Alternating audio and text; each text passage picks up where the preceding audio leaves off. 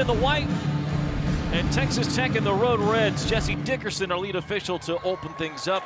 And the opening tip won by Kansas State, who will work from left to right as you see it. A quick lob into the 6'6" All-American Lee. K-State wanted to make her a focus. She gets the first touch and the first basket. One thing we heard from Jeff Mittie, how important it is for her to get those touches early before Texas Tech can get their defense established. He used the word organized, and I think that's a big piece of it. If you let the defense get themselves set, get in good rotation, makes it much more difficult to feed that post. Lady Raiders coming in at 12-3 with their same starting five. They've had the conference series so far in the Big 12, third straight game with these starters. And a nice give and go inside. Shavers to Sanogo. And that's been a real 1-2 punch for Texas Tech, and they have played well together. A good tandem to get going early. Sundell goes coast to coast, drives it hard, working against Danae Fritz. Been well traveled in the Big 12. This is her third Big 12 school. Started at Iowa State, last year at Baylor. Guarding Sundell in the early going, a high-low to Lee, and an easy shot missed. Lee's follow, put up and in. She's got to keep that possession alive, but does a great job, as we've seen time and time again. Ioka Lee can keep the ball high, but that finish is where she's got to be able to get it one and done. Not allow Texas Tech to feel as though they're gaining that momentum when she gets a miss. Shavers with a basketball, leading scorer for the Lady Raiders. Missy outlined to the open. Bailey Maupin, the other part of that 1-2 punch. Maupin coming off a poor game against Arizona State, but had been red hot before that. She'll pull up a three over Poindexter and miss it short. Rebound batted around, falls to Sanogo, but she can't control it. And it's K-State with the ball. If you're Texas Tech, they've got to get Bailey Maupin involved in the offense early. She had 3 consecutive 20-plus point games before a tough outing on the road at ASU. Poindexter trying to draw contact on the shot, misses it. Poindexter had 20 points against this Texas Tech team a year ago while playing with Tulsa. You forget sometimes that those scouting reports, they still exist. Therefore, if you're Tech, you understand that one player that gets circled, how they want to contain Poindexter this afternoon. Sarandel to Jalen Glenn. She's had the hot hand here lately for K-State. Sundell coming off a near triple-double her last time out. State sets up into the half court. Turnovers have been an issue for Texas Tech all year long, averaging 18 a game. That is one of the, in fact, the worst in the Big 12. And the hardest part is the flip side of that, is they've been causing just over 21 a game. So a +3, second best. Yeah, +3 in that turnover margin. However, live ball turnovers, those were the killer in their loss on the road at Arizona State. Sundell drive and the find of Lee, and right now Lee just getting whatever she wants. She's buried people deep in that post, and that's exactly where she has to be able to operate. If you're Texas Tech, you got to figure out a way to move her out of that lane. You got to meet her early, cannot allow her to get that position. Tall order, figuratively and literally, for Sanogo at 6'3", the JUCO All-American, having to deal with Lee.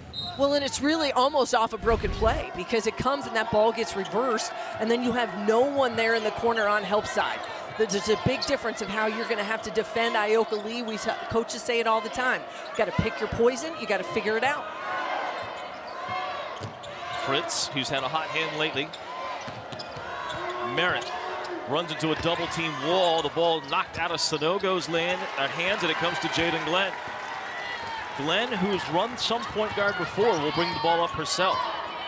The beauty of this Kansas State offense is that they've got multiple people that can handle the basketball, and how important that is, because it spreads the wealth.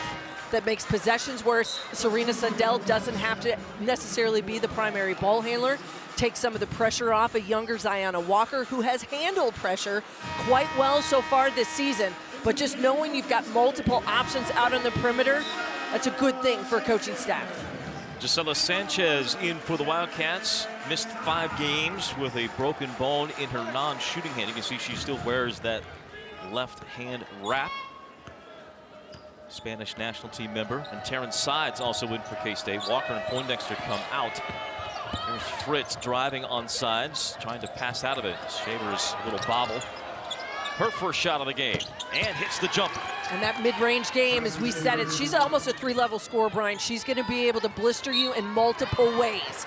But that is the one thing that you cannot have if you are Krista Gerlich, is that you cannot have your best player, your leading scorer in foul trouble.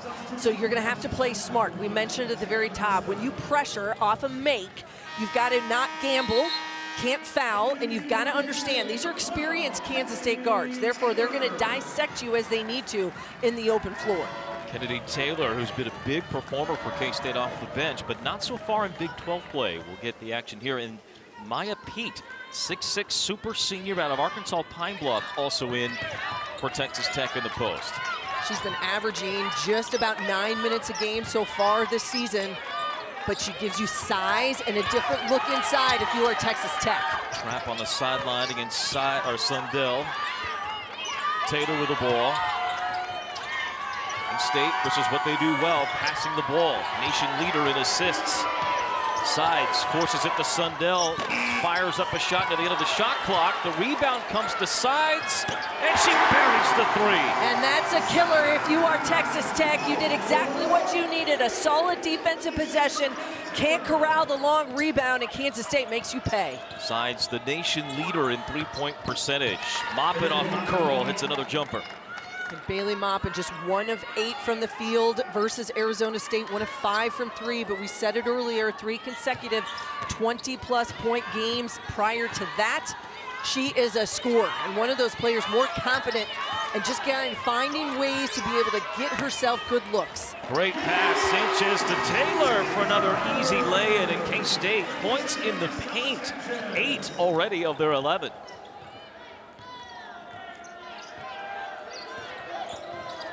Moppin probing towards the baseline, whacked on the shot.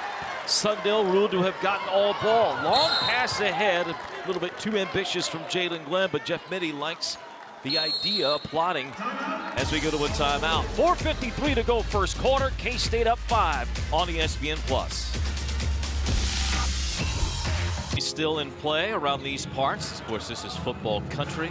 Comes Kansas State, successful in their postseason bowl game. The Big 12 overall, perhaps showcasing that they were deserving of more than one position in the CFP. All that said, good crowd on hand to watch basketball season now. And this K-State women's team ranked at number 12 in the country and number 6 in the NET. Texas Tech trying to get a valuable road win back on track after a tough one at Arizona State earlier this week. Off the bench, it's Adley Blacklock, the transfer from Oregon State, who misses the three-pointer. K-State trying to turn the tempo up the other way with Poindexter all the way to the basket, running layup, won't go. Prior to that, Kansas State 5 of 8, now 5 of 9 from the field, Brian. But keep in mind, this team, they lead the nation in field goal percentage. 10 games, 50% or better from the floor. So what we've seen early from K-State, good shot selection, taking what this Tech defense is giving them, but the other way, the Lady Raiders able to convert out in transition. Jalen Bristow, a transfer from Iowa State, who was a teammate there of Danae Fritz. And a Texas native coming back home. Blaylock herself also from Lubbock, actually, coming back, transferring to Texas Tech. So you're seeing that migration of players kind of as the portal swings both directions, sometimes getting back closer to home in their home state. One of those things recruiting and assistant coaches will tell you, you never drop those connections with players. Yeah, once they commit to another school. Don't delete the number. Don't delete not. any of that information from your phone. Rare are the days of someone that's played an entire career at one school. And a shoulder drop by Maya Pete will result in an offensive foul. At 6'6", this is where she's got an advantage, but a lot of contact there by Pete. Kennedy's going to hold her own, tried to go over the top to get the steal, but instead you're going to see that shoulder drops. Could be a good amount of acting a little bit by Kennedy Taylor, but either way you're going the other direction. That happens right in front of the official. There's usually always going to be a whistle. Saw on the other end, Texas Tech tried to draw that same foul against Taylor the last time down. Lob for Taylor, this time the help defense late and knocks her out of bounds. That'll be another foul. That weak side help, Brian, has been coming on every possession, other than maybe 1 or 2 here so far in this first quarter by Texas Tech. They know that lob pass is coming from the wing. You've got to get around almost full front on these K-State post players, but bring that weak side help. Look for a tip, see if you can't get a steal. clean catches for Kansas State's post. That's going to be vital this afternoon. Jeff Mitty telling us that he had a long conversation with well, not a long, but a conversation with Kennedy Taylor after the last game. She hasn't played very much here the last couple of games, just averaging 10 minutes a game the last 4 games. Good minutes there in place of Lee. She checks out. I think that's what Jeff Mitty and his staff are looking for. They need these bench players, a Amani Lester, a Kennedy Taylor, Eliza Maupin. You've got to come in and do your job, and it's got to be at that high level, locked in each and every time. Could be for 2 minutes, it could be for 6 or 7. No matter what the game situation is, you need those bench players ready to go. Here's Lee, turn around on the baseline, able to hit it. Lee already with 8 points. Over the outstretched hand of Pete, and they've got to be able to move her off the block, Brian, but still pinning deep on the catch, and a great fadeaway turnaround jumper on the baseline. Both of these two teams have gone deep into their bench here in the first quarter. Texas Tech already has run 10 players into the game. Drive on the left side by Logan Johnson. Shut off on the baseline. She throws it away. That'll be turnover number 3 for the Lady Raiders, who are shooting 50%, but haven't been able to hang on to the ball every possession. Yeah, when you have those possessions where it is empty, that is what is going to be the downfall right now for Texas Tech. So far, they've had 3 turnovers here in this first less than 8 minutes of this first quarter. All possessions you would love to have back. Cy Walker will bring the ball up the court for K-State. Ahead to Eliza Maupin, and a foul on the reach in underneath. They're going to get Ayoke Lee, I should say, away from the action. Trying to clear out Pete. That'll be the first foul on Lee. So much of that happened because there was action right in front of the Texas Tech bench. They are looking to trap and bring a double team on some of those entry passes, making it much more difficult to get the ball inside to Ayoke Lee. There she's trying to get that position. Now they've kind of gone 1 for 1 on those big calls down low. Jeff Mitty getting an explanation from Jesse Dickerson on the foul. Talking with Jesse, who's been a longtime official in the Big 12, about the next port of call. Sometimes you think about fans, you know, this game got moved up because of the weather conditions outside. A big snowstorm headed this way tonight into tomorrow, but icy conditions this afternoon, creating a little bit of adjustment of the game time. But not just fans, but the people that work the games, including the officials who have to get to the next game tomorrow.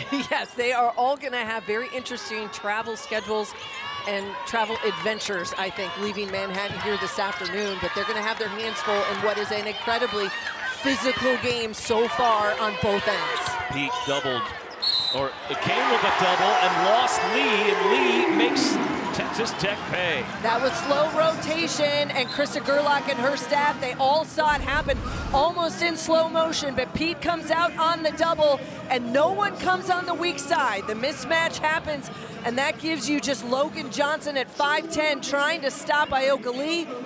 Bristow late on the backside, and she's got a chance now at that 3-point play. A play where Ayoke Lee continues to punish opposing teams, getting to the free throw line, making them pay for those fouls underneath. Well, the superstar for K-State has already got 11 points.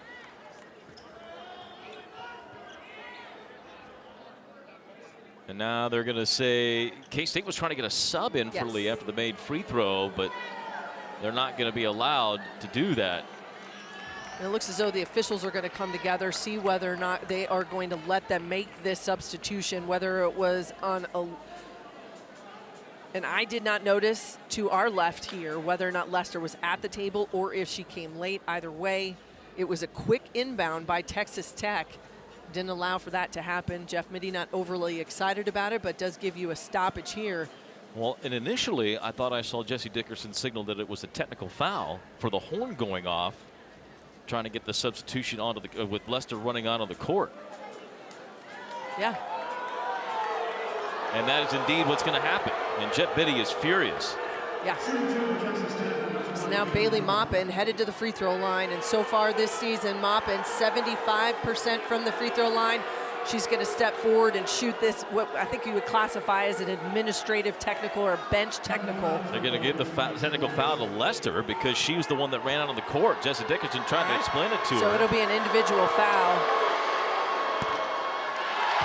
Maupin will miss the free throw because the horn sounded, so Lester thought she was good to go, so she ran out of the court. But she was not ushered in by the official, and so they are going to go with that technicality. But what this does is give a point to Texas Tech as well as the basketball here with 1:35. Now they can make the substitution, and Ioka Lee can go ahead, come on in the game. Lester comes in, and she is going to have the task of dealing with Maya Pete down there on the low block for Tech. Lester singled out by Jeff Mitty as one that's played very well here as of late for K-State. Providing good minutes for the Wildcats. Knocking the ball away here from Pete. A tie-up as Walker ties up Pete. Arrow stays with Texas Tech. It's been an eventful first quarter. We're not even done yet. 1:26 to go in the first. K-State comes in averaging 85 points a game. Texas Tech has not scored over 80 in a game yet this year. So the pace of play much more to K-State's liking than Texas Tech's at this point. Lester knocks away the ball from Pete. She recovers, and then Pete traveled. So good defense by Lester. And the turnover, another one by the Lady Raiders. This K-State squad with 5 players averaging double figures. Texas Tech with just 2 on their roster averaging double figures coming in all games. We've seen Danae Fritz, who has come on scoring-wise a little bit more, especially at the start of conference play in the last 2 games. That confidence building for her. And one thing that Texas Tech is needing more from her is that scoring mentality. All 5 players touch the ball for K-State on the offensive set. Sundell crossing over Sanogo. A drive in the paint and a foul. Drawing to the free throw line is Serena Sundell as the foul goes on Sanogo. Sarah Sanogo started her career at Northwest Kansas Technical College, then went to Odessa Junior College where she was an All-American last year, now at Texas Tech. She had a double-double in their win against Houston. She started every game so far this year and really has been one of those bright spots for Texas Tech that they brought in, and some of the new faces. 7 newcomers on their roster. She, along with Fritz, Bristow, there has been a host of them that have made an impact at certain times, but I think she has been probably the most consistent that they have seen, and they needed that from Sanogo in the post. You can see this Texas Tech team, one of their strengths is depth. They have run, as we said, 10 players in. K-State's done the same here in the first quarter. Both of these teams hang their hat on depth. The Wildcats with a 9-point lead. They throw a little bit of a defensive curveball at the Lady Raiders.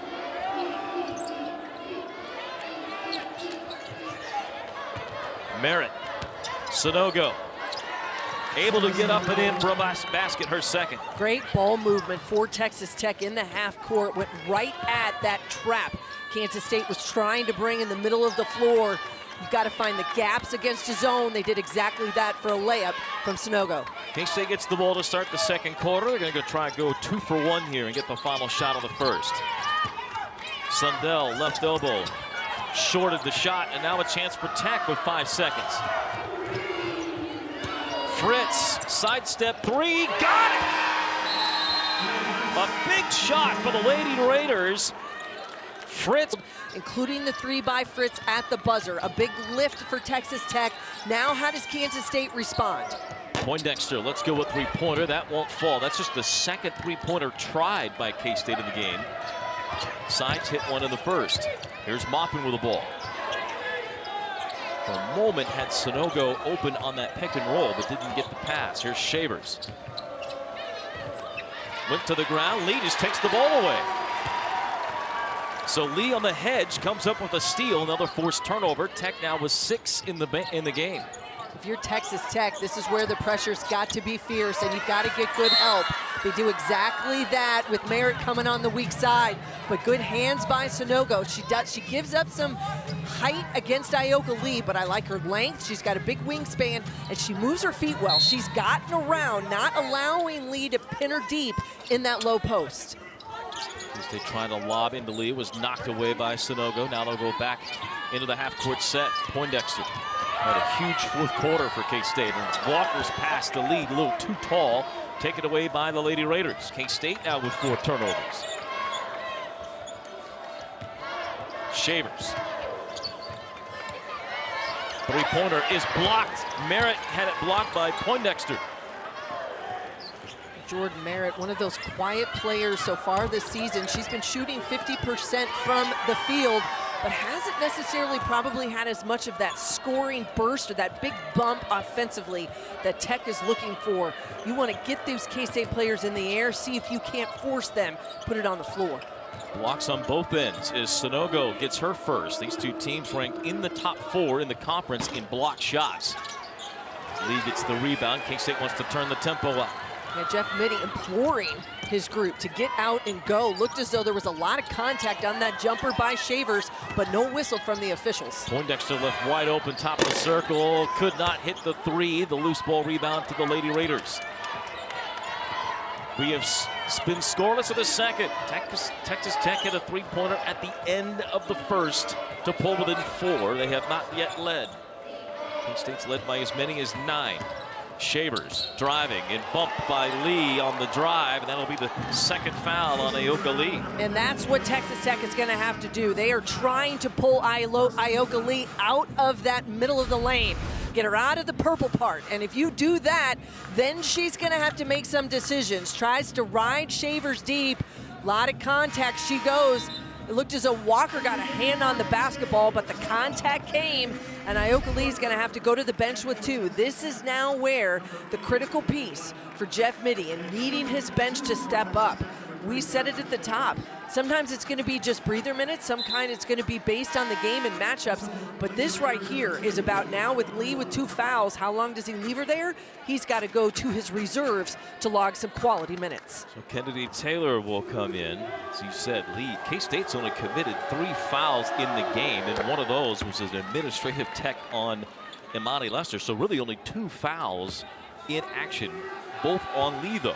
So she's to the bench. Shavers the first free throw, and she makes the second. 6th to the Big 12 in free throw percentage at 83%. Blacklock returns. A 2-point game. Tech back to the full court pressure. You mentioned the depth of Texas Tech, and that's one of the things Krista Gerlich mentioned to us, and we chatted yesterday, is her ability to be able to go deep into her bench, that they can run a lot of different players defensively out on the floor, but sometimes you can't get complacent on your matchups on this end. And Sundell had her shot blocked and run out the other way, and an easy lay-in for Bailey Moppet. And she just blew right past Ziana Walker, and a heads-up play by Moppet. And this game is now tied. Texas Tech making the plays on this end, able to get out and go and create offense with their defense. Poindexter. Hand off to Sundell. Serena all the way to the basket. Can't hit the shot. Does get the foul this time, and will head to the free throw line. And I think what Jeff Mitty was not happy with the officials on the possession earlier was the contact on Sundell as she tried to get to the middle of the lane. Broken play, takes it, draws that contact from Bristow. And as we've seen time and time again all season, it is tough to contain Serena Sundell off the bounce. Now without Lee there, this team becomes smaller, they become more perimeter dominant. And if you're Texas Tech, then you've got to make that adjustment of how you defend as well. Sundell will make the free throw. Only she and Terrence Sides, the only non-post players to score in the game for K-State to this point. And Sundell's points have all come from the free throw line. She'll hit all 4.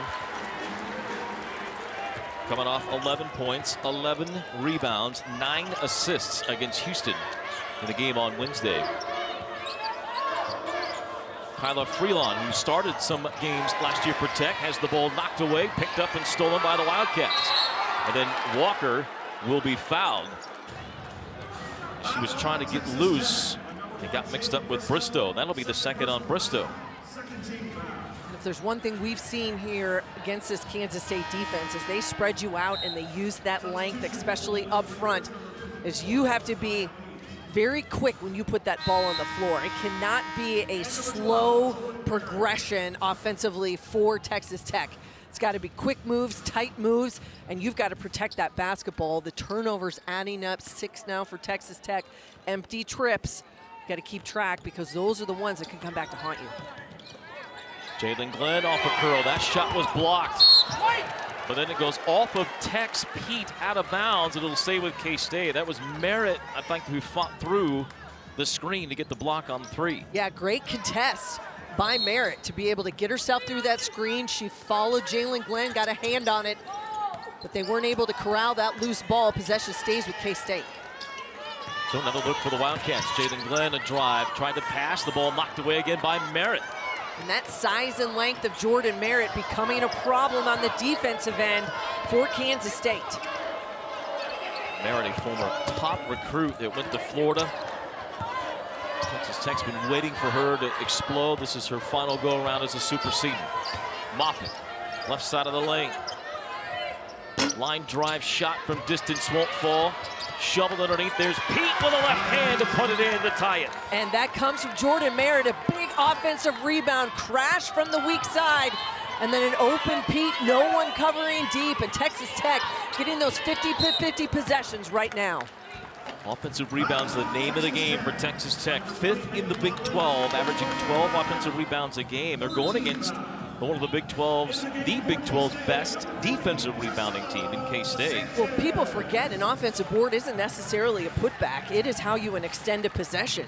That was a crashed offensive board coming in from Merritt on the weak side. She takes 2 dribbles and finds Pete for the layup, but it just extends possessions, gets you to the line, gets you a bucket. Sundell, the drive and a kick. Sanchez along 2. The mid-range is where Sanchez excels, and she buries the jumper. It has not been from behind the three-point line, where she's just 20% so far this season. But if she can add a boost, give this Kansas State bench to be able to come in and give them some scoring, that's a big lift for the Wildcats. Pete working against Taylor. Nice up and under move, and she lays it in. 6 for Maya Pete. Let's remember, she was an all-SWAC performer last year at Arkansas Pine Bluff. Just under 9-10 plus minutes a game so far this year, but big ones here in the first half today. Taylor missed the first try, got the second carom, and then got fouled. And that'll be on Pete. That's her second. So the 2 big centers inside at 6'6", Pete and Lee for the respective teams, each with 2 fouls. Super senior in Pete after 4 years at Pine Bluff. Her father and brother both in the NFL. Well, and I think the question now for this Texas Tech staff is how do you make that decision of whether or not you're going to leave her in there. 5:18 left here in this first half, and Krista Gerlach's going back, and Sarah Sonogo is going to be back in the lineup here more than likely for Maya Pete with those 2 fouls. Now, if you're going against a team like K-State, and you have a 1-2 punch in Lee and Taylor of power in the post, the question then becomes who do you have besides Pete if you're Texas Tech to match up with the power inside. And I think what we've seen with Sonogo has been using her quickness and her athleticism. Quick feet to be able to get around the post, to tip a pass, to be able to get out and contest, set those high ball screens on the offensive end, and really force you to have to guard her one-on-one. Lady Raiders continue to hang tough. 3-pointer at the end of the first quarter to pull them within 4. They've tied it a few times here early in the second against the 12th ranked Wildcats. Mop it to the free throw line.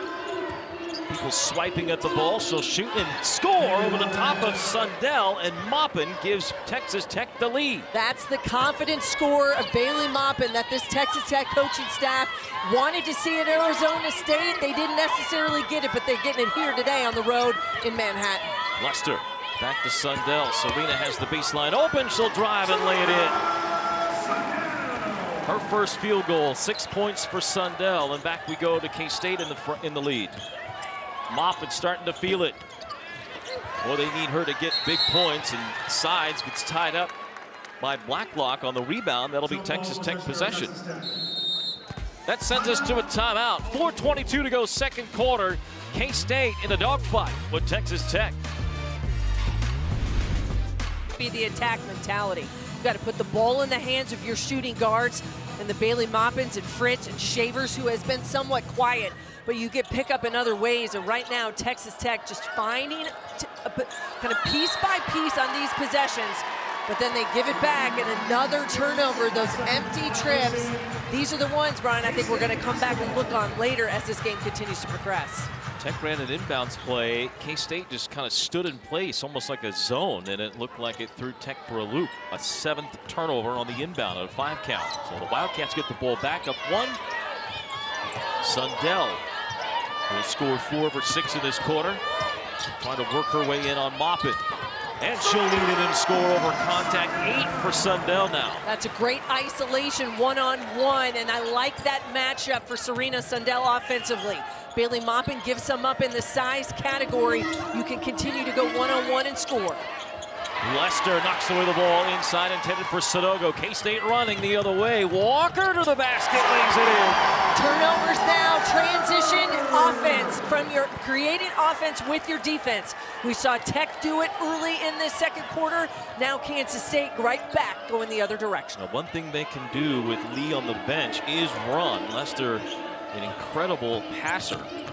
In addition to her defense, good play by Maupin, stepping around. Sanchez tried to avoid fouling. Maupin probably could have easily had an and one there, but instead, K-State will turn it over on the other end. And on the make, Jeff Mitty wanting Kansas State to go. Don't allow this Texas Tech to get their full court defense set.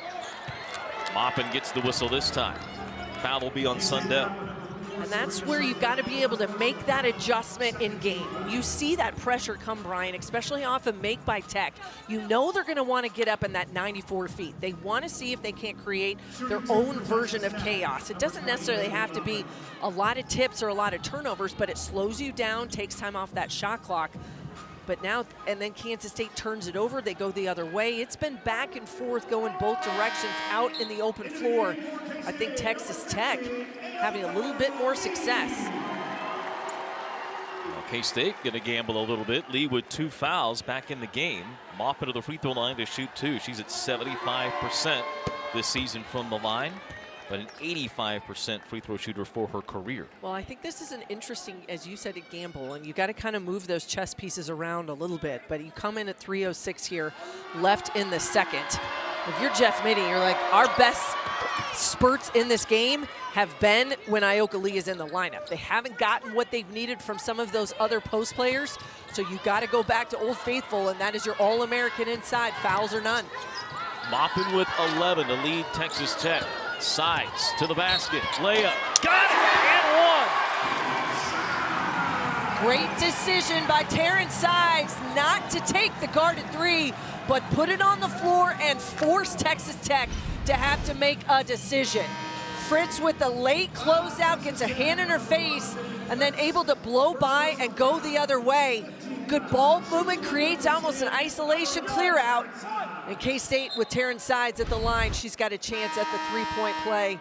She's been great from the line so far this year. Actually, I take that back. Ladies and gentlemen, these will be the first free throws she has shot all season. Last year, 81% from the line. We'll take that number. Critical free throws in the win at Iowa in that upset that put K-State on the national scene. And kind of crazy to think through 15 games, that's the first time she's been to the line. Indeed. Well, to your point, she has been the one pulling people away from Lee on the outside. They've asked her, K-State, to stay out there and keep shooting threes. Ball through the lane got kicked as Merritt was trying to get to Sanogo. In the middle of the floor where Merritt caught that basketball, exactly where Tech needs to go against this kind of scramble trapping zone that's big and wide by Kansas State. But then you got to be able to handle it. So this is where Tech's got to make those adjustments when they see different defensive looks by K-State. Logan Johnson having to tightrope the sideline, able to throw it off the sides to keep from turning it over. Well, Krista Kurlik opened the game talking about she wanted to see a bounce back from her team from a tough performance at Arizona State. And if you watch the film of Arizona State, boy, it looked like Walker touched the ball. But Maggie Timon ruled that it was indeed off of Maupin and an over and back. Take a look at it. I think it does hit her leg there.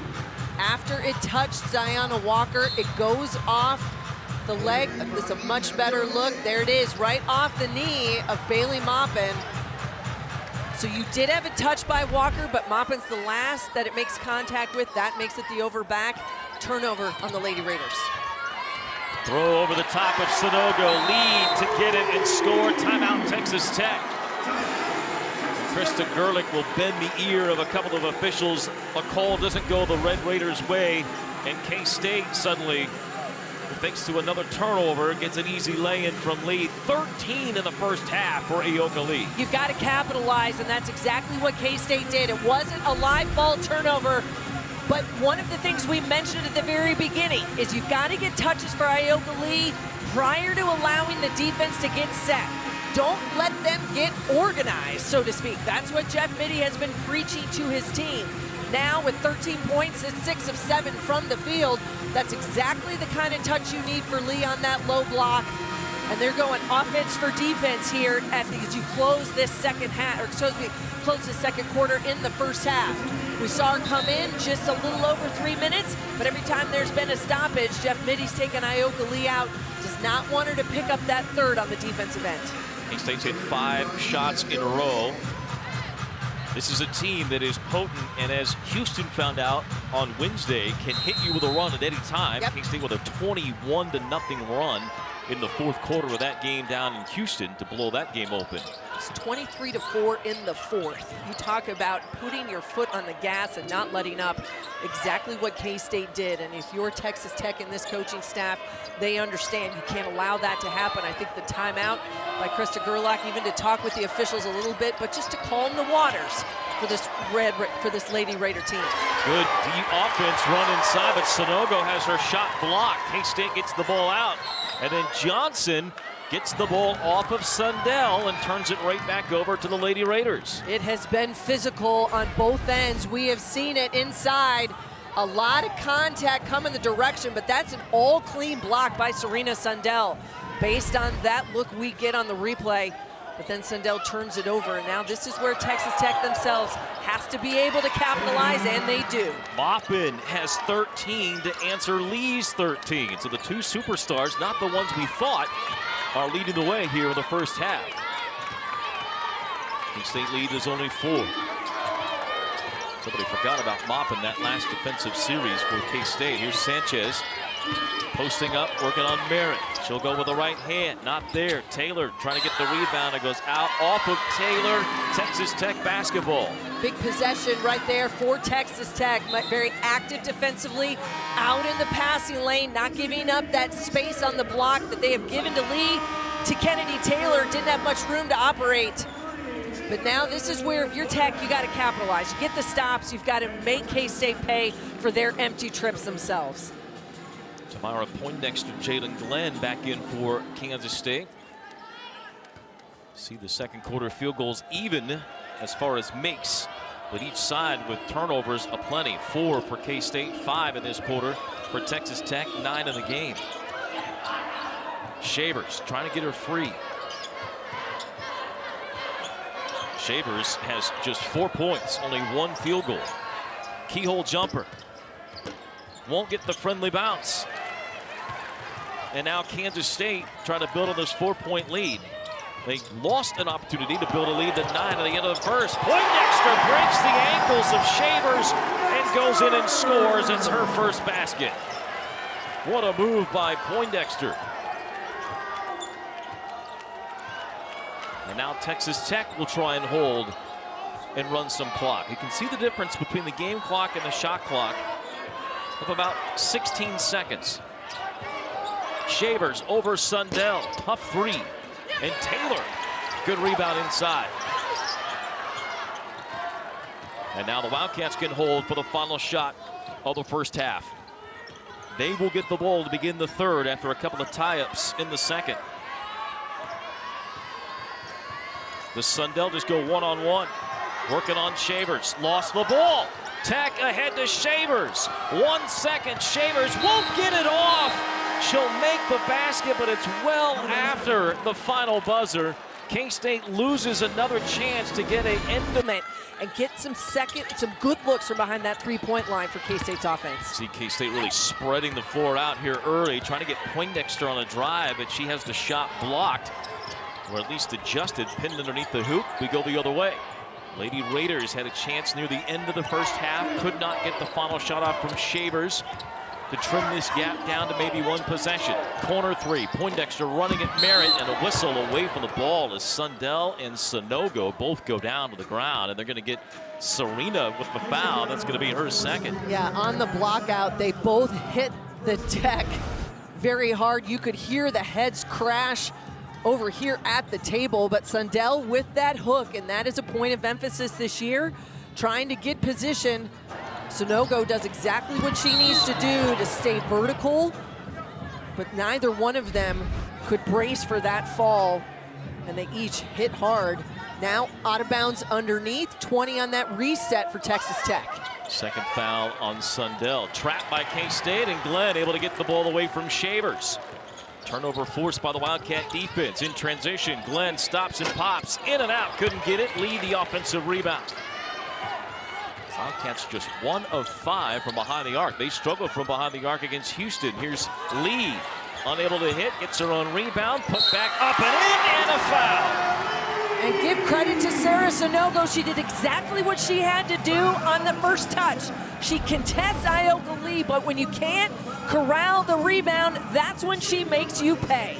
Great hands, great finish through the contact, and a chance at that three-point play. This is the point of emphasis if you're K-State. Get her the touch, get her the basketball, let her operate down low, whether it's at the line or a multitude of other places. K-State has got to punish Tech deep and down low. 15 points for Aoka Lee with 5 boards. Maupin gets open. Right elbow jumper, no, and a foul away from the ball. It's going to be on Tech, on Sonogo, who was battled with Sundell. Yeah, there was a clear out, and Sundell goes flying. They got that mid-range jumper where Bailey Maupin was so hot to end the second quarter, but just a clear out by Sonogo.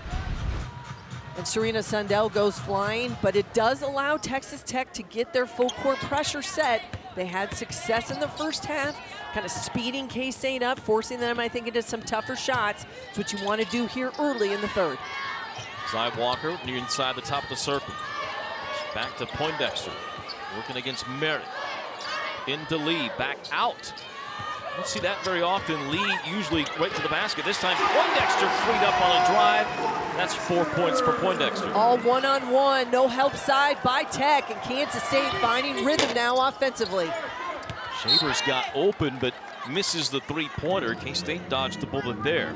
We've talked about Shavers at the very beginning, as she has been one of their best scorers. She has been so good for them coming into this game. She's been able to give them big minutes. She's led them in scoring 8 games so far this season. With just 4 in that first half, and it has been a quiet number. They need more from her. Poindexter gets the steal in transition. Glenn tries another. This is an air ball picked out by Walker, however. So K-State not hitting their threes for the second straight game, but getting points at the basket. 10 on the shot clock for Walker. Whips the ball in. Lee, turnaround, baseline. 17 for the All-American. Great feed by the redshirt sophomore, able to get it inside to Ioka Lee. Saw her pin, she had her buried, and it forces Texas Tech to call a timeout. Quick 6-0 run by K-State to start the third quarter. Krista Gerlich doesn't want it to get any bigger. The lead at 12. 7 on the road at Houston earlier this week, and she has seen a good amount of time on the floor here already. Maupin and Walker exchange steals in the backcourt. Tech comes back with a basketball out of that timeout. 6-0 run to start here in this quarter by K-State. Another steal forced by Walker. She slaps the ball away, and K-State with it in the front court. Turnover number 14 for Texas Tech. We said it in the first half. Empty possessions and converting and making you pay. That's what Kansas State has been able to do so far. They do a lot of three-pointers in transition. That's their first to go here today. Just the second made 3 of the game. K-State gets lost a bit defensively as they try to switch things up, and Maya Pete left wide open, cans the elbow jumper. Yeah, first bucket here for Texas Tech in this third quarter, but that ball goes to the high post, trying to get some cutting action, trying to open the floor, but Pete can step out and hit in the 15-foot range. Walker trying to drive, lost the ball, everybody down to the ground. The tie-up will favor the Lady Raiders. After that last possession, Jeff Biddy told his team it was his bad, as he was calling out a defensive change as they were guarding Pete, and everybody kind of abandoned Pete and went their separate ways. And she proves she can step out, hit that 15-foot jumper. You're going to have to honor that. If you're going to make some changes on how you guard, whether it's the back cut, screening action, if at that high post, but that entry pass becoming much more difficult each and every trip for Texas Tech. Sides knocking the ball down off of Merritt. Another turnover forced by K-State's defense. So we've seen the Wildcats start to use their hands a little more here, swiping at the basketball. You got to be aggressive, and that's one way that this defense has been so effective all season long. They've caused close to 15.5 turnovers a game on the season. Part of that is just being aggressive out front, using that length and size and speed. Lee, a little farther away from the basket than she wants. Off the screen, Poindexter left wide open, and a travel will be called as she sets her feet for a three. Took an extra hop, and I think is one thing in Tamira Poindexter's game a lot of people don't see all the time. She's going to come off this. She took 2 feet, made an extra step, and that is a travel. Sometimes it gets called, sometimes it doesn't. It is just part of her shot habit and shot form. Oh, good point out by you there. Definitely too many steps. Mopping off a few screens. Jalen Glenn guarding her, forcing a more difficult shot. Heard Jeff Vitti say to Missy going to the half that he wanted to see more difficult shots for Moppin. Glenn frustrates her there. At 6'1", that is a tough matchup for Bailey Moppin. You're going to have to go over and around Jalen Glenn. Sundell on the drive, couldn't finish, and setting up underneath her. The defender with the foul for the Lady Raiders. That'll go on Blacklock. It's her second. Love the blow-by Serena Sundell. Just had Merritt at a disadvantage. Big first step. Can't get it to go. And late rotation on the weak side coming from Blacklock. Going back to Sundell, you talked about her at the half, playing so well here, but she is a matchup problem for you defensively. As you see here, you have Merritt at 6'3", a post player having to guard Sundell because of her height and length. It was mopping early, and K-State was just posting up Sundell. No, I think that's it's one of the things that makes her so effective, and I think the versatility of her game, especially on the offensive end of the floor. We've seen it. She has not been a great three-point shooter. Let's just face it. It's not really the focus of her game, but the patience with the basketball, her vision and her ability to distribute but then score off the bounce, that's what's making her one of the best in the league. Couple of shots for Tech on the offensive end don't go. The rebound to K-State. Story of Tech's season. Good shots that don't go down. Sides off a curl. Three-pointer rims in for the nation's best three-point shooter. It's been the runs that have propelled Kansas State when games have been tight. They were up 6 coming into this one. Now it is 14-2 here to start the third quarter. Step under by Pete. Got Taylor engaged. That'll be the foul on Kennedy Taylor, her first. And send us to a timeout. Maya Pete headed to the free throw line when we return. The Wildcats only hit 1 3 in the first half. They've hit 2 in the third quarter and lead by 18. Stepped up and taken shots much more what they needed to within the framework of where they wanted to be. They didn't do that on the road at Arizona State. But that 94 and 40 is also difficult because you got to make shots to be able to get your full court defense set. They can do it right here off the made free throw. Maya Pete off the bench in double figures for the second time this season. As Kansas State navigates the press and comes to the other end. It's been a 14-4 third quarter. Sundell has had a good game, and great find of Taylor out of the double team. Got to keep the dribble alive. She doesn't pick it up, which forces Texas Tech to have to choose. They still bring the double, they bring the size at her, but when you move without the basketball, it makes the game so much easier. Nearing 10 assists a game is Sundell. 10 points, 8 assists for the nation leader in assists. Pete, hook shot, didn't look very comfortable with it. Offensive board. They find Pete again. Sides gets in there, rips the ball away. Too much traffic, and you just put Maya Pete in a tough spot if you're Bristow, trying to keep the possession alive. But this is where Kansas State, as they did at Houston in the fourth quarter, you want to keep your foot on the gas. Extra pass, Sides, back to Sundell, back to Sides. The Roomies could not connect for the basket, but Sides comes out of there with a rebound, and a foul will be on Texas Tech. Danae Fritz will get her second. And we mentioned it in the first half, how important offensive rebounds have been. And Texas Tech got themselves some second chance opportunities. K-State has done that.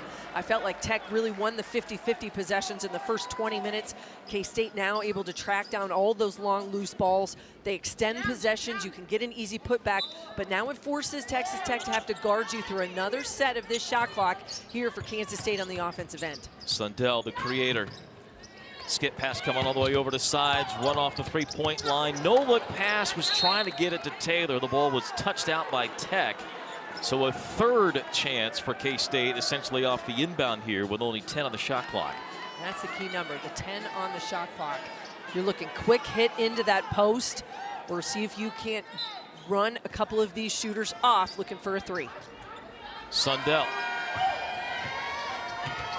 working on Pete, and draws the third foul on Maya Pete, and that's the 5th foul of the quarter on Tech. So with the shot clock winding down, Sundell gets 2 free throws.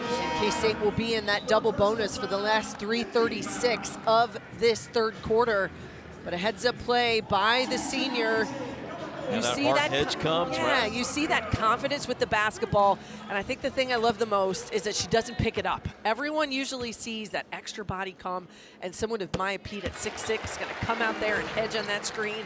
A lot of people pick it up, and they put themselves in a tough spot. Serena Sundell does not do that. Keep the dribble alive, allow the play to develop.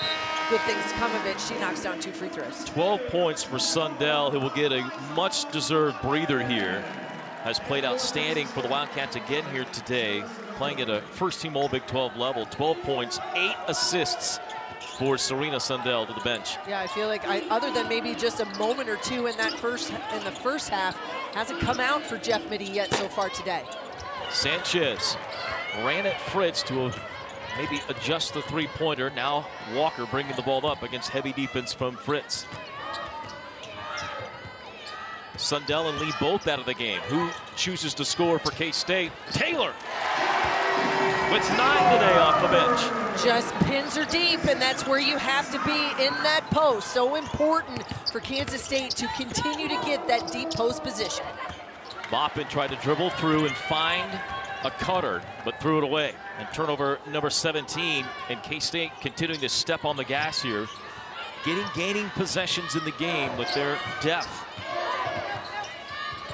Looking for Taylor, tripped as she goes down to the baseline, and Taylor will get to the free throw line. Boy, Jeff Mitty wanted a better game from Kennedy Taylor, and he got it. Taylor on the precipice of double figures for the first time since early December. Yeah, you go back and look at the numbers. She played just 7 minutes on the road at Houston, did not score, really not very effective at all in what they needed from their bench players in the post. I always kind of look at it as 3 things. If you're going to come in and you're going to spell an All-American in the middle, you've got to rebound, you got to defend, and you can't turn it over.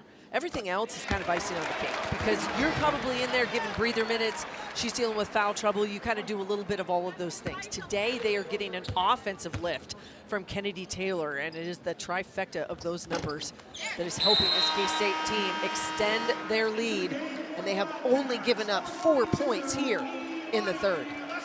Jeff Mitty giving Taylor a high five.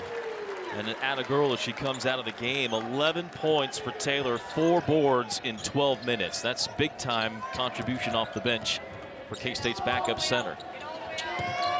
Against the zone, Johnson trying to make it rain from outside, could not. Tech in the game, just 1 of 11 from behind the arc. 3-point game is not big for them. Lester knocks another one away in the paint. Lester, a couple of deflections off the bench today for K-State at the post. Back cut, Maupin lays it in on the feed from Walker. They made Texas Tech scramble, and that's what you need to do. You got to exploit the mismatch, and when they are on a position, you've got to make them pay.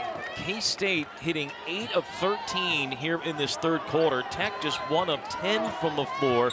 The Wildcats down to 57.5% shooting for the game.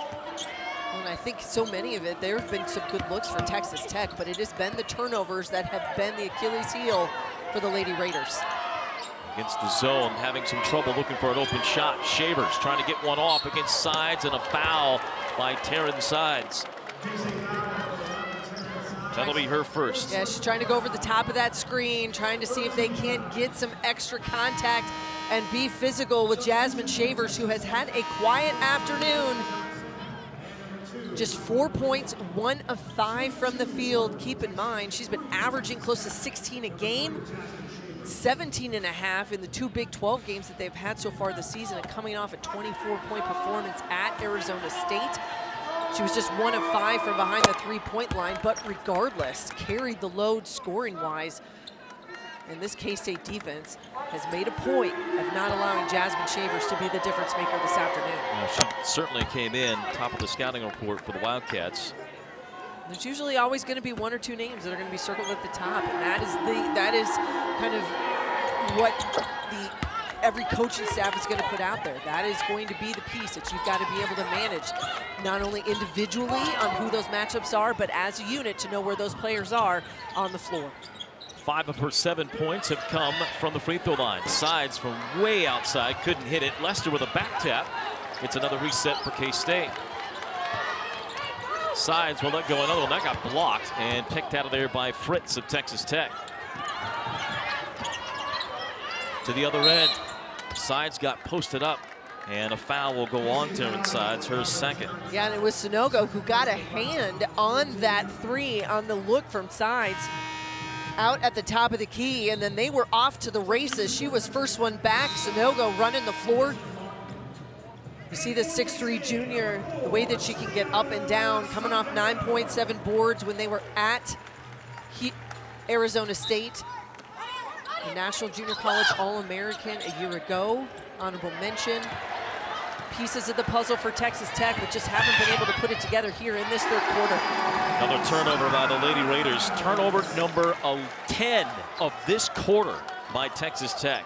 It has completely blown up their chance at hanging in this game. This was a manageable game at the half for the Lady Raiders. A 6-point contest after that first 20 minutes.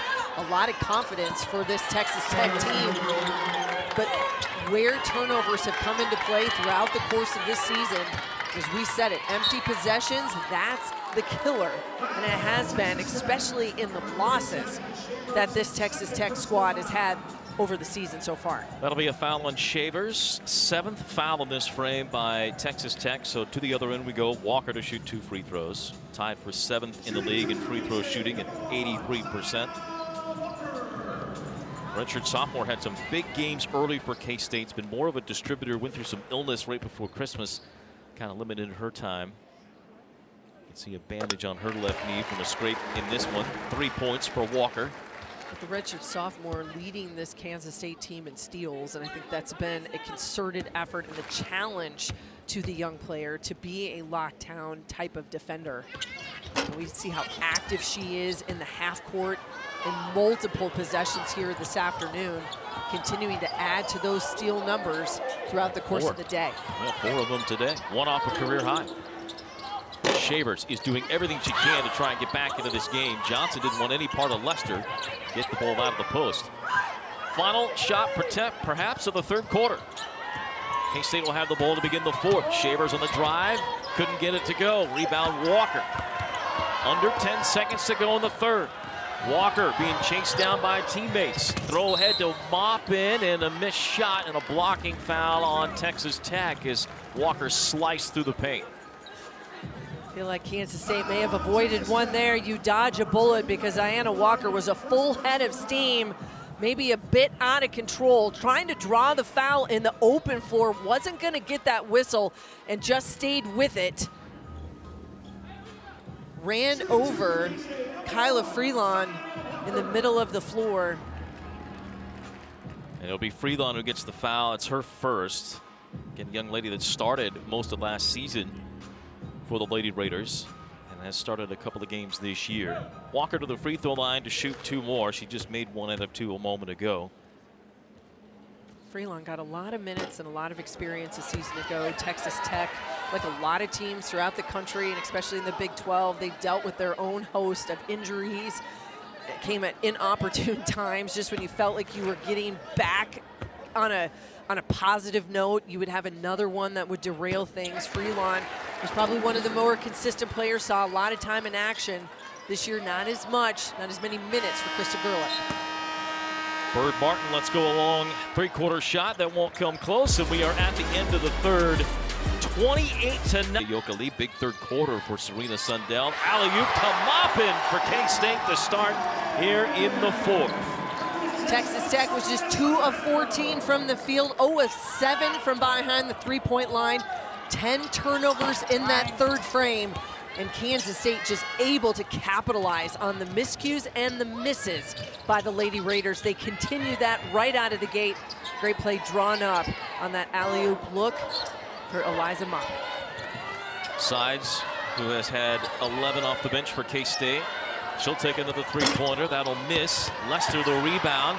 Up strong. Had the shot blocked off of Tech out of bounds. Lester wanted a foul. Won't get it. It was interesting in talking with Jeff Mittie yesterday, wanting and needing more from his bench consistently. And I think that's a big piece of what we have seen here this afternoon. Whether that's going to be Taryn Sides and what she's done in 17+ minutes so far. We've seen Kennedy Taylor with 11 points, 4 boards. Good minutes from Lester and Maupin as well. A few here and there, almost 13 minutes for Gisela Sanchez.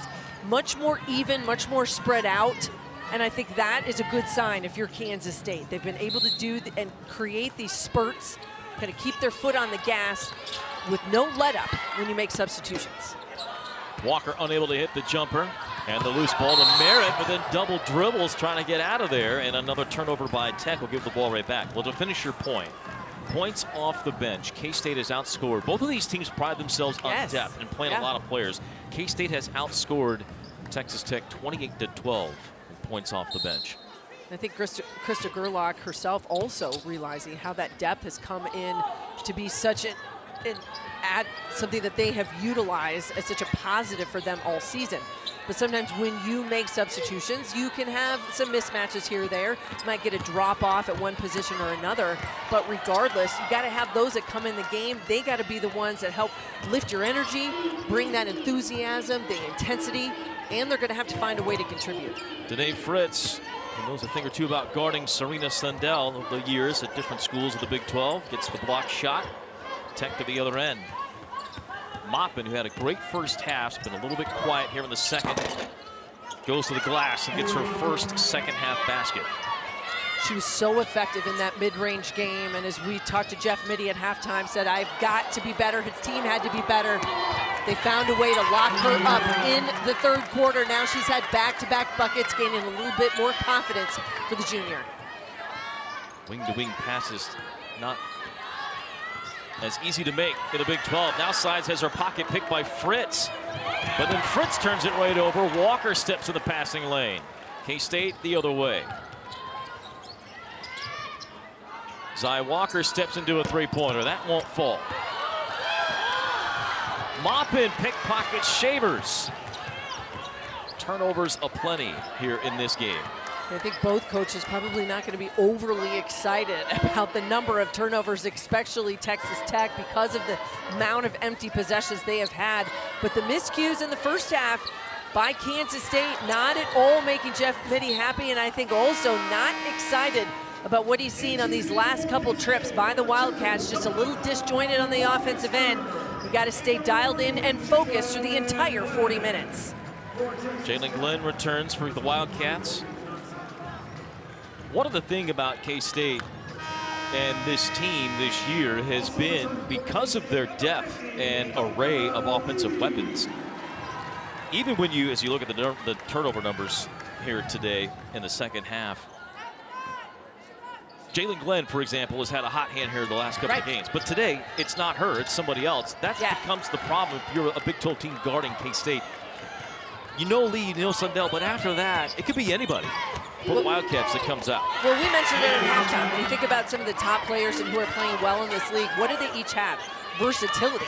Well, I think you ask any coach in the Big 12, there's a reason why this Kansas State team was picked to win this league, because people saw the versatility top to bottom of this Kansas State roster. It centers around Ioka Lee, because not everybody has a 6'6" All-American true back to the basket post player, and what that forces team to have to do. You pick your poison of how you want to guard, but when you sprinkle in the likes of a first-team all-conference player in Serena Sundell, Jalen Glenn, who's become a more consistent shooter, the tenacity out front of a Zy Walker, as well as what Poindexter has brought to them in that starting lineup, yeah, you're absolutely right. It just is hard to figure out who's going to be the person that you've got to shut down. And it isn't necessarily, I think, that Jalen Glenn has been shut down today by Texas Tech. I think it's been more about she hasn't necessarily had to be a primary scorer. No doubt. Glenn's had a couple of looks at threes in transition, missed all 3. Normally is what the secret is to her game. Although against Houston, she showed off the dribble drive and getting to the free throw line. Maupin has scored the last 6 for Tech. She's just shy of 20 points. She'll drive and miss the layup here. Lee gets the rebound. Maupin came into play today with 20 points in 3 of the last 4 games. Notably the poor performance at Arizona State. She has more than recovered from that. Playing as the primary ball handler for the Lady Raiders. Poindexter. There's Glenn. Looked about that dribble drive. Shot clock winding down for K-State. Looking for a shot. Here's Glenn. Little floater. We'll get it. And Texas Tech has forced K-State really off that three-point line all day. So you've got to make good decisions. They fly at you, put it on the floor and attack. When you do that, good things have happened. Merritt straight on, won't hit. Lee able to fight off Pete for the rebound. Tech 1 of 15 from behind the arc. Glenn coast to coast gets the lay-in. No one picks up the basketball, and a big mistake and letdown for Tech. Had a way to get a stop, force K-State into the half court, into their half court set. Can't do it. Jalen Glenn going from one end to the other. Maupin at the free throw line, just a bit short. Maupin, no relation, gets the rebound.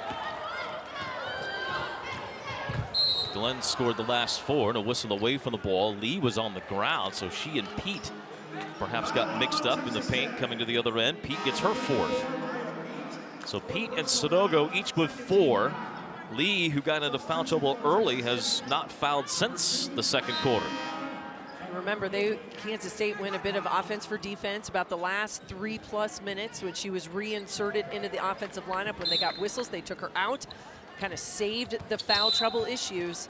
Now you continue to see how much of a matchup problem she is, especially for a team that can't match her size for size and strength for strength.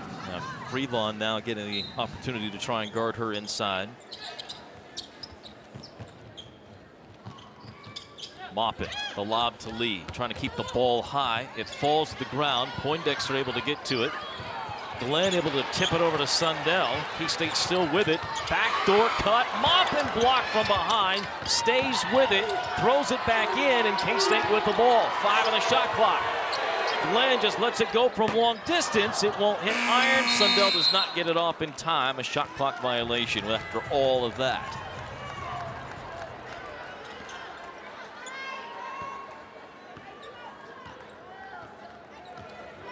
Turnovers. Huge story for Tech coming in. They needed that number to be low, and the third quarter just disastrous. 10 turnovers alone in the third quarter. Poindexter a little too close for comfort. Commits the foul and sends us to a timeout. The under 5 timeout here in the fourth quarter with K-State up big on ESPN+.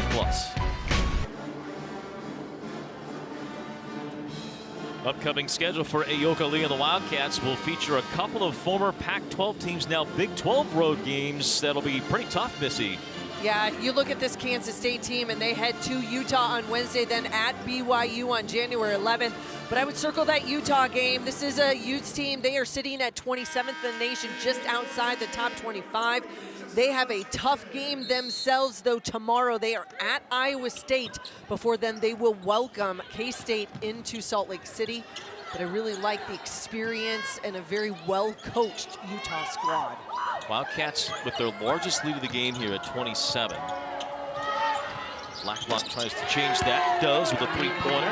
Her first points of the ball game. We'll get Texas Tech's upcoming schedule in a bit. That, speaking of tough road ahead, is extremely difficult for the Lady Raiders. The conference, I mean, it's all done by average, right, or by random, but they did Texas Tech no favors in the early part of the conference schedule. Well, and I think there's still some unknowns. And you look at what Texas Tech has. They'll be at number 18, West Virginia. You've got TCU is ranked number 11 in the nation. At Iowa State, BYU at home, at Houston. All tough, tough matchups. And you just think about the relentless pressure and what K-State has been able to do to kind of keep their foot on the gas today. That's coming with West Virginia on Wednesday. They are going to come at you every possession. TCU with Sedona Prince inside, Haley Van Lith, Madison Connor out on the perimeter. They're stacked. Then you got to go to Ames, which is never an easy place to play for anyone. I mean, think about that run right there for K-State, West Virginia, TCU, Iowa State. Yeah, thanks. Right to open conference play. 3 teams ranked in the top 20 in the AP poll. 2 of them, really all 3 of them at the top of the league. Then you go to Iowa State, who was picked 2nd coming in this season. All of those things matched up. This is an incredibly tough stretch for Texas Tech. I think they've learned a lot about themselves. And if you're going to circle one thing, it's got to be that turnover number. 21 on the road at Arizona State on Wednesday. And now they've had 22 turnovers here today. Those kinds of empty possessions, you just don't get that many chances. Blacklock missed the long jumper on the inbound. Lady Raiders have struggled behind the arc. Maupin can't get one to go. Another rebound inside, but stolen away by K-State. The other part of it, it's turnovers and then making shots. And as you look for Tech as they move forward, they have to find some shot makers on these open looks. Krista Gerlich and her staff did a great job of getting looks. They were there competitive. You saw them when they made shots the first half, hang right there with K-State. Well, and it's really hard sometimes when you don't make shots than to be able to get your defense set. Bailey Maupin, one of those aggressors, and I just love her game and what she's brought, really kind of continuing to flourish as much as they possibly until I am proven wrong. I don't think anybody is going to run through this Big 12 undefeated. There's going to be losses, few and far between. Now, whether somebody wins it with 1 loss, 2 losses, 3 losses, that's still to be seen. But you've got to do what Kansas State has done here. You got to hold home court, and you got to get a couple on the road. They did that at Houston. Texas Tech could not get it done on the road at Arizona State. They were in this game at halftime, but then K-State just put their foot on the gas and couldn't have an answer late into that 3rd quarter. Yet another turnover. Bailey Maupin claiming she was fouled. 24 now today by the Lady Raiders, as Kansas State looks to close this one out. 28-9 3rd quarter, the difference in this game. And it turned a close game into a blowout. Sundell, who was, as you said earlier, accurately struggled from behind the arc all season. It just hasn't been a real big piece of her game, and obviously if she can create that confidence, find a way to knock some down some threes, that forces players to have to honor that. McKinney Taylor's going to come in for Ioka Lee. Jeff Mitty's going to make some substitutions, use this bench, which isn't overly long, but the depth is at the right spots of which they need it. And Ioka Lee is going to finish today with 19 points. She went 9 of 11 from the floor, 8 rebounds, just 2 turnovers with so much traffic and physicality inside. You like the fact she's taking care of the basketball, and that's what they have to be able to do on each and every possession. 19 points, 8 boards, only 17 minutes for Lee, who remains among the nation leaders in efficiency. Sundell will also come out after yet another double-double, her 5th double-figure assist game of the year, and her 5th double-double of the year. Shavers finally reaches double figures on that 3-point shot. That's her 11th straight game in double figures. But down 20, K-State putting the clamps on this Texas Tech offense and Shavers all day long. Sanchez to Kennedy Taylor, throws it up and in. Taylor with 13, a season high in the league. I think it's interesting for all the Big 12 fans out there. Keep your eye on that BYU at West Virginia game this afternoon. Comes up later today. Kansas State will be at BYU next week. Texas Tech is going to get West Virginia in the middle of their next game. That will be at home.